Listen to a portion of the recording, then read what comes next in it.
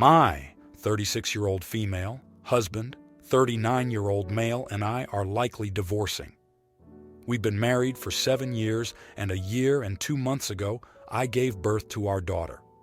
My husband and I work at the same company, in the same department.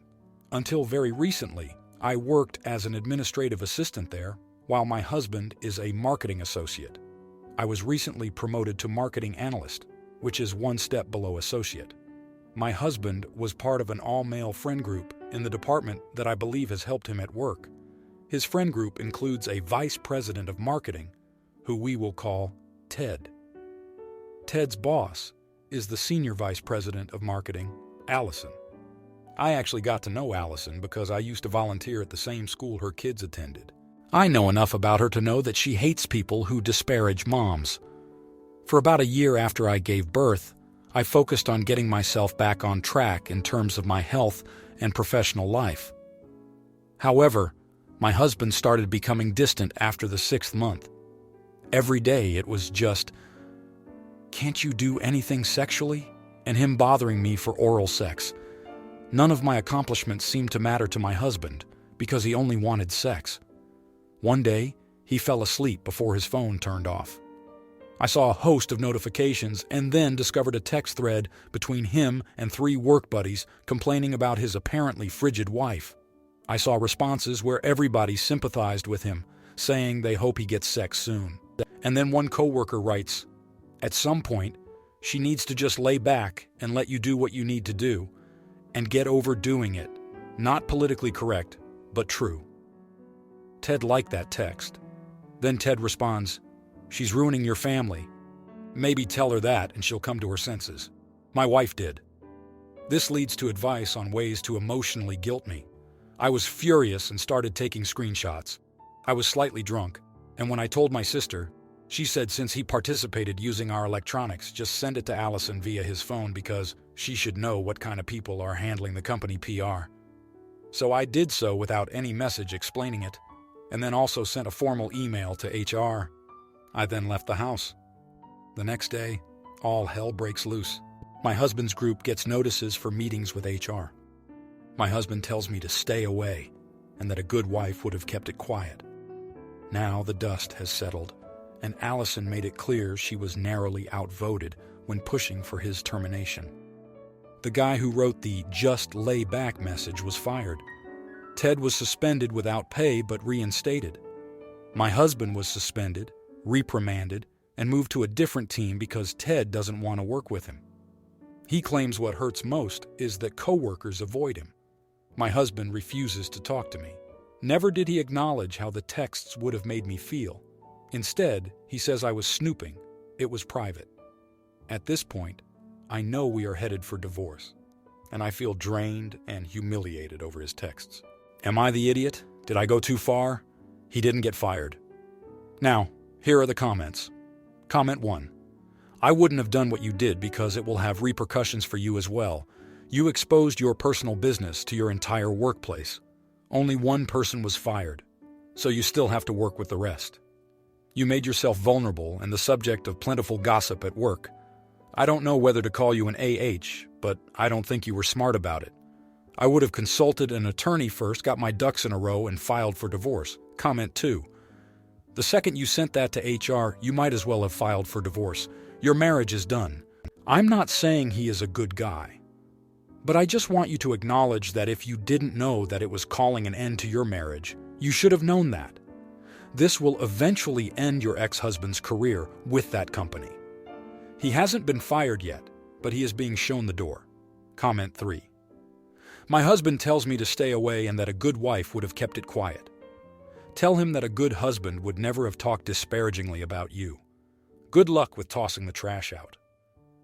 Now, for the next story. My brother Jeff, 35-year-old male, and I, 32-year-old female, have had a great relationship.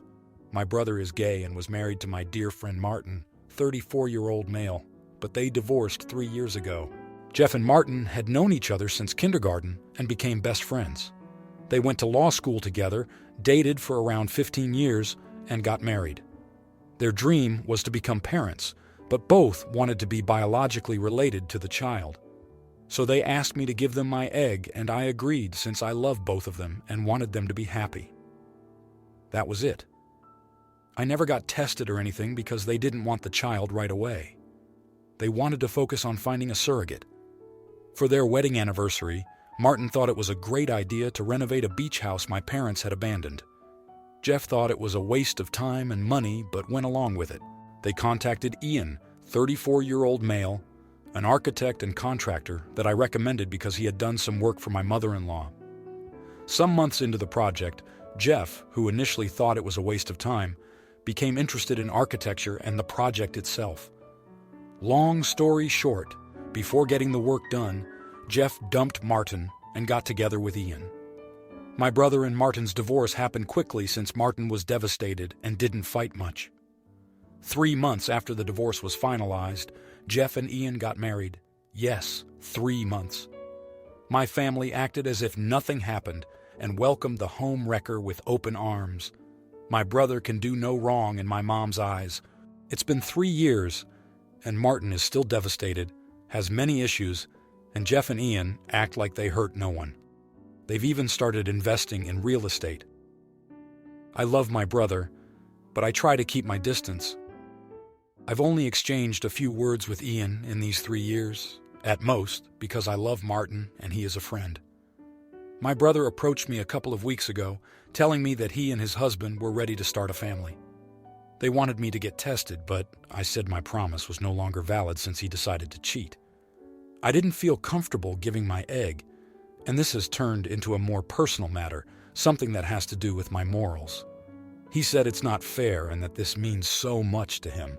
He also told me I can't break a promise I made.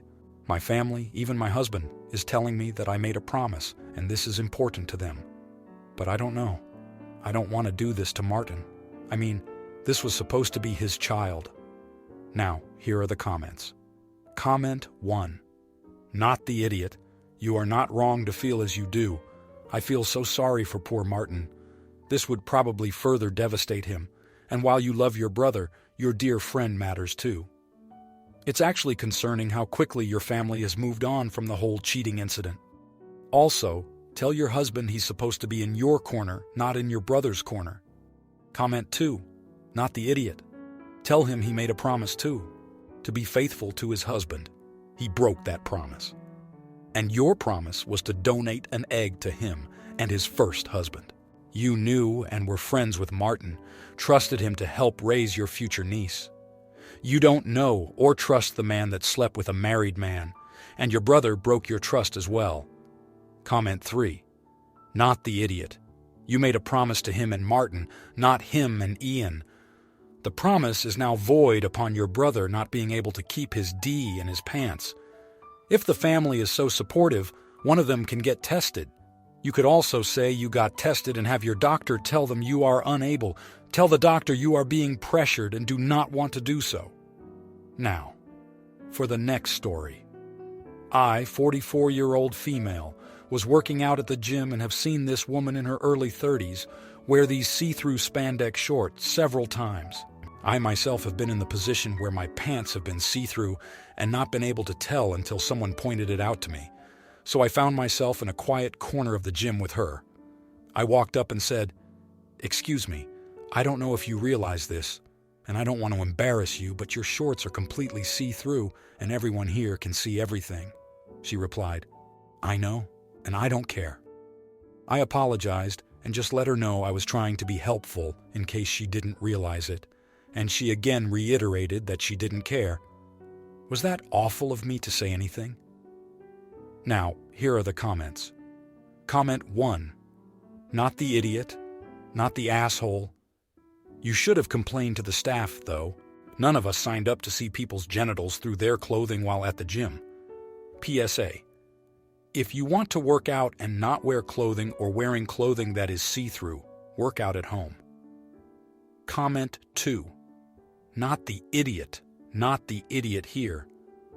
I think you went about it the right way, and even though you may have felt pretty dumb for the way things went down, I think it was valid to say something just in case. No harm, no foul, go on with your workout. Comment 3. Not the idiot, not the asshole. If my shorts were like that, I would definitely like to know.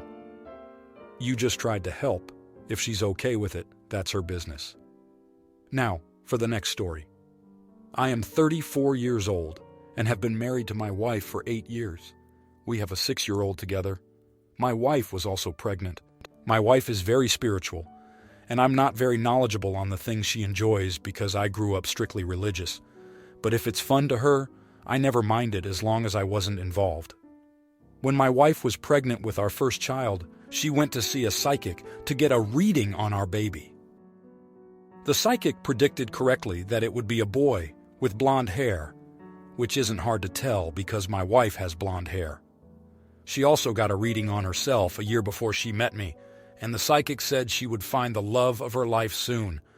Basically, my wife went this time for our second child, and the psychic freaked out and said this baby would grow up to do horrible things and hurt many people, living a life of crime and causing blood to drip from the innocent.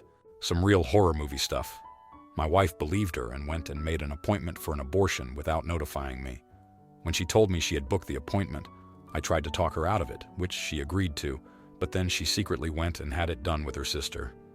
Basically, I packed up myself and left to go stay with my mother. I told her we were through and I'd be back for my son, but I didn't want to speak to her besides that. I lost a child. We tried for months to conceive over a psychic. My wife said I was leaving her at a time she needed me the most, and how horrible of a person I was because it was her body and her choice. She then accused me of abandoning my family because of the control I was lacking over her body. Am I the idiot? Now, here are the comments. Comment 1. Not the idiot. This is horrendous, to be honest. She's not stable. What happens to your son if the psychic tells her he is going to do something wrong or bad? Jesus, that's crazy, man. She should be ashamed of herself, especially for doing it behind your back. Comment 2. I 100% believe a woman has the right to terminate a pregnancy. I also 100% believe that your wife is an absolute idiot, and I hope you get custody of your child. I am sorry this happened to you. Comment 3. Not the idiot. Pro-choice here. Make sure you get written proof of some sort as to why she got the abortion and sue for full custody of your child.